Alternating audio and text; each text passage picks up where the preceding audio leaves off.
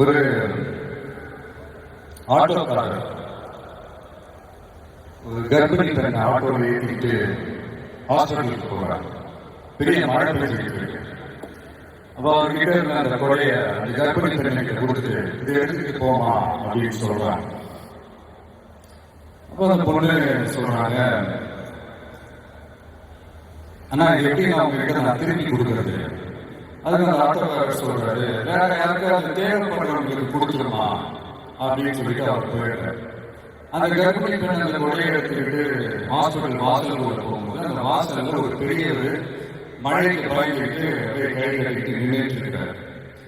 அந்த கர்ப்பிணி பெண் அந்த கொடையை பெரியவருக்கு கொடுத்து, ஐயா எடுத்துட்டு போங்கயா அப்படின்னு சொல்றாங்க.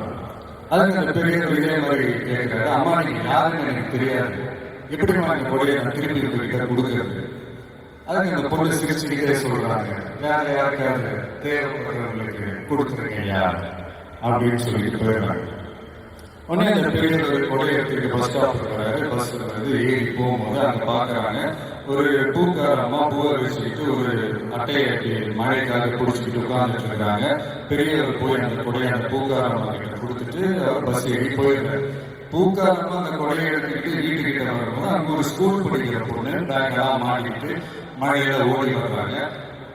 அவங்க போய் அந்த ஸ்கூல் பொண்ணுகிட்ட கொடையை கொடுத்துட்டு மழையில நனையாதமா இதை எடுத்துக்கிட்டு போங்க அப்படின்னு சொல்றாங்க. அந்த பொண்ணு தேங்க்ஸ் அப்படின்னு சொல்லிட்டு வீட்டுக்கிட்ட வரும்போது அந்த பொண்ணோட அப்பா பதட்டத்தோட வாசல்ல நின்றுட்டு இருக்கிறாரு. பொண்ணு மழையில நினைச்சுக்கிட்டு வரணுமே அப்படின்ட்டு. அந்த அப்பா வேற யாரும் இல்லை, அந்த ஆட்டோக்காரர்.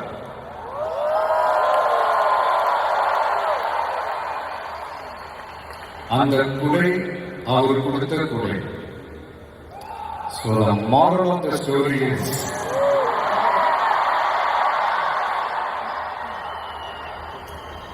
முடிஞ்ச வரைக்கும் எல்லாருக்கும் சின்ன சின்னதா ஒரு நல்லது, சின்ன சின்னதா ஒரு ஹெல்ப் அதை செஞ்சு எடுத்து பாருங்க. லைஃப் ஒரு மாதிரி ஜாலியா இன்ட்ரெஸ்டிங்கா இருக்கும்.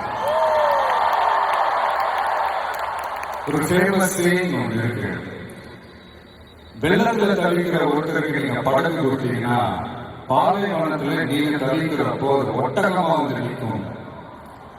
இப்ப யாராவது உங்களுக்கு ஏதாவது கெடுதல் செஞ்சுட்டாங்கன்னு அதை நீங்க பழி வாங்கிட்டீங்க, அந்த நாள் முழுக்க நீங்க சம மகிழ்ச்சியா இருப்பீங்க. எப்படி பார்த்தால எப்படி பழி வாங்கினேன். ஆனா அதே மனுஷனை மன்னிச்சு விட்டு பாருங்க, வாழ்நாள் முழுக்க நிம்மதியா